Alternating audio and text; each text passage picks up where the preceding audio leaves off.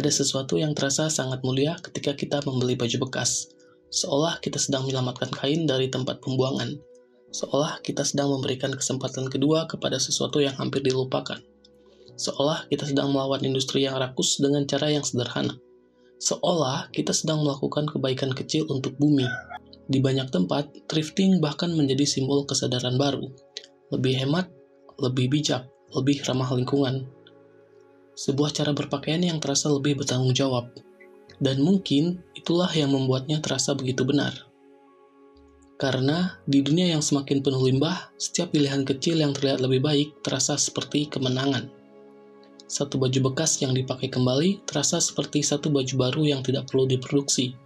Satu transaksi kecil yang terasa seperti kontribusi untuk masa depan bumi. Tapi, tidak semua yang terasa baik benar-benar baik. Kadang, sesuatu tidak berhenti menjadi masalah, ia hanya berpindah ke tempat yang lebih jauh dari pandangan kita.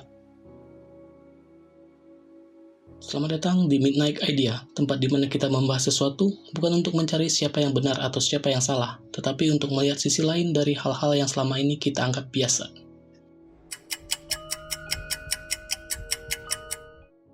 Kali ini, kita akan melihat sesuatu yang sering dianggap sebagai pilihan bijak. Thrifting, baju bekas, donasi, kata-kata yang terdengar ringan bahkan terasa positif, tapi mungkin menyimpan cerita yang jauh lebih kompleks. Pertanyaannya sederhana, apakah thrifting benar-benar menyelamatkan bumi, atau ia hanya memindahkan luka ke tanah yang lebih jauh dari pandangan kita?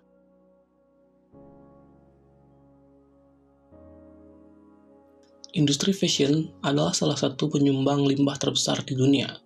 Setiap tahun, puluhan juta ton pakaian diproduksi.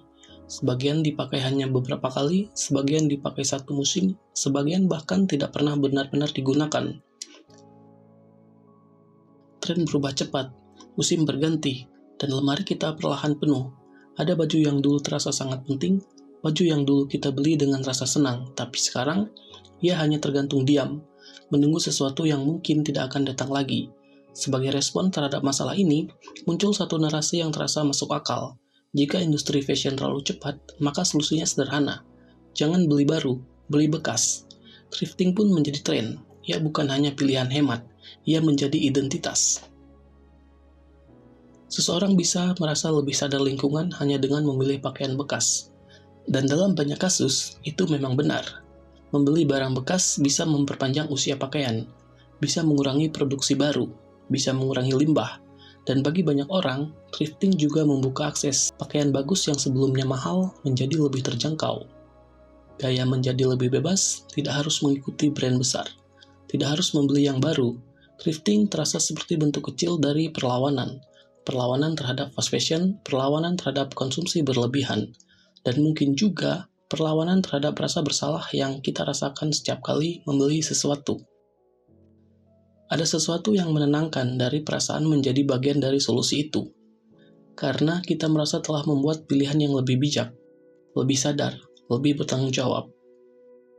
Tapi masalahnya tidak berhenti di sana, karena di balik toko thrift kecil yang estetik, ada sistem global yang jauh lebih besar, sistem yang tidak selalu terlihat dari etalase toko. Sebagian besar pakaian bekas di negara maju tidak berhenti di toko thrift lokal. Mereka dikumpulkan dari rumah-rumah, dari kotak donasi, dari organisasi amal. Di gudang besar, pakaian itu disortir dengan cepat. Tumpukan kaos, tumpukan celana, tumpukan jaket. Sebagian dipilih untuk dijual kembali ke toko lokal, tapi jumlahnya tidak banyak.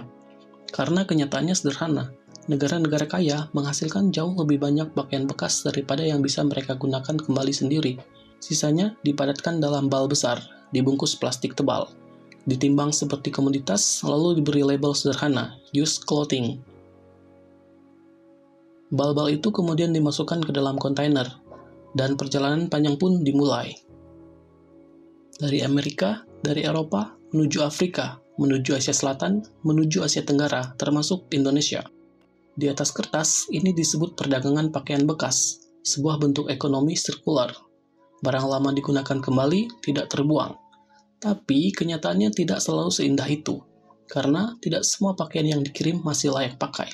Sebagian robek, sebagian bernoda, sebagian bahkan tidak mungkin dijual kembali. Namun, semuanya tetap dikirim, Karena bagi negara asal, mengirimkannya ke luar negeri seringkali jauh lebih murah daripada mengelolanya sendiri. Dan disinilah cerita berubah. Apa yang disebut sebagai donasi, kadang hanya perjalanan panjang dari limbah. Di Ghana, ada pasar besar bernama Kantamanto, salah satu pusat perdagangan pakaian bekas terbesar di dunia. Setiap minggu, jutaan potong pakaian bekas datang dari Eropa dan Amerika. Pedagang membeli bal pakaian tanpa tahu isinya, seperti berjudi. Satu bal bisa berisi peluang atau kerugian. Jika beruntung, mereka menemukan banyak pakaian bagus. Jika tidak, mereka menemukan kain yang tidak bisa dijual. Bagi banyak pedagang, membuka bal pakaian seperti membuka kotak misteri. Mereka tidak tahu apakah hari itu akan membawa keuntungan atau hanya tumpukan masalah. Sebagian pakaian bisa dijual, sebagian rusak, sebagian benar-benar tidak bisa dipakai. Yang tidak laku, dibuang, dibakar, atau menumpuk di pantai.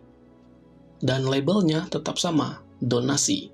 Jika hampir setengah isi kontainer adalah pakaian yang tidak bisa dijual, apakah itu masih bisa disebut donasi? Atau hanya cara yang lebih sopan untuk membuang sesuatu? Di dunia perdagangan internasional, praktik seperti ini memiliki nama dumping. Ketika barang yang tidak diinginkan dikirim ke negara lain karena lebih murah daripada mengelolanya sendiri. Dan dalam konteks ini, yang dikirim bukan hanya pakaian, tapi tanggung jawab. Istilah ekonomi sirkular terdengar indah, tidak ada yang terbuang, semua digunakan kembali, semua berputar. Tapi, jika dilihat lebih dekat, yang berputar hanyalah barangnya, keuntungan tidak ikut berputar, produksi tidak ikut melambat, industri fashion tetap memproduksi dalam jumlah besar, bahkan semakin besar. Brand fast fashion merilis koleksi baru setiap minggu, diskon terus muncul, algoritma terus mendorong kita membeli, dan kita tetap membeli. Hanya saja sekarang, kita merasa lebih baik saat melakukannya, karena kita tahu ada pilihan lain. Jika baju baru terasa bersalah, kita bisa membeli yang bekas. Ironinya sederhana, fast fashion tidak berhenti, ia hanya memiliki tempat pembuangan yang lebih jauh. Kita menyebutnya second hand. Bagi sebagian negara, itu adalah mari kita melihat tanpa emosi, negara maju mengurangi biaya pengelolaan limbah, perusahaan fashion menjaga citra berkelanjutan, statistik daur ulang terlihat lebih baik. Sementara itu, negara penerima menghadapi pasar yang dibanjiri pakaian super murah, industri tekstil lokal kesulitan bersaing, penjahit kehilangan pelanggan, produksi dalam negeri melemah. Memang ada pedagang kecil yang hidup dari thrifting, memang ada ekonomi informal yang terbentuk, dan disitulah kompleksitasnya. Sistem ini tidak sepenuhnya jahat, ia memberi nafkah. Pasar seperti Kantamanto memberi pekerjaan bagi ribuan orang. Di banyak kota, thrifting menciptakan usaha kecil, lapak-lapak sederhana, toko kecil, pasar dadakan di pinggir jalan. Banyak orang menggantungkan hidupnya dari sana. Namun, di saat yang sama, sistem ini juga menciptakan ketergantungan. Ketika pasar dipenuhi pakaian bekas murah, produksi lokal perlahan kehilangan ruang. Mengapa membuat pakaian baru jika pakaian impor bekas jauh lebih murah? Dan perlahan kemampuan untuk memproduksi sendiri melemah. Ketimpangan global tidak selalu terlihat kasar. Kadang ia terlihat seperti kerjasama, padahal yang satu memproduksi, yang lain menanggung sisa. Jika sistem ini bermasalah, mengapa ia terus berjalan? Jawabannya sederhana, karena permintaan tidak pernah berhenti. Kita ingin murah, kita ingin unik, kita ingin terlihat sadar lingkungan, dan thrifting memberi semua itu sekaligus. Murah, unik, terlihat bijak. Ada sensasi kecil ketika menemukan pakaian bagus dengan harga murah. Sensasi seperti menemukan harta tersembunyi, seperti berburu, dan ketika kita menemukannya, kita merasa beruntung. Kita merasa telah membuat keputusan yang baik, tapi seringkali kita juga membawa pulang lebih banyak dari yang kita butuhkan, karena harga terasa terlalu murah untuk dilewatkan, karena rasanya sayang jika tidak dibeli, dan tanpa sadar, lemari kita kembali penuh. Mari kita lihat luka yang tidak terlihat. Ada pantai yang tertutup kain, ada sungai yang membawa serpihan tekstil sintetis, ada tanah yang tercemar pewarnaan dan mikroplastik. Semua itu tidak muncul di etalase toko. Kita hanya melihat sisi yang sudah dipilih untuk kita lihat. Baju yang masih bagus, harga yang terjangkau, narasi yang menenangkan hati. Yang tidak terlihat adalah tumpukan yang gagal dijual, bal yang tidak laku, asap pembakaran, dan mungkin yang paling tidak terlihat adalah kenyataan ini. Kita merasa sedang menyelamatkan dunia tanpa benar-benar mengurangi konsumsi kita. Thrifting bukan musuh, tapi ia juga bukan jawaban sempurna.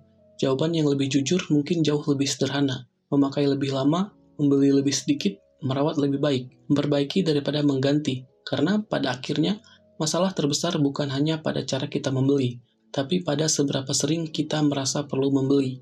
Bumi tidak meminta kita menjadi sempurna, ia hanya meminta kita berhenti memindahkan masalah, lalu menyebutnya solusi. Karena terkadang yang perlu diubah bukan cara kita berbelanja, tapi cara kita memaknai kebutuhan. Dan mungkin kesadaran yang tenang jauh lebih revolusioner daripada tren yang terlihat bijak.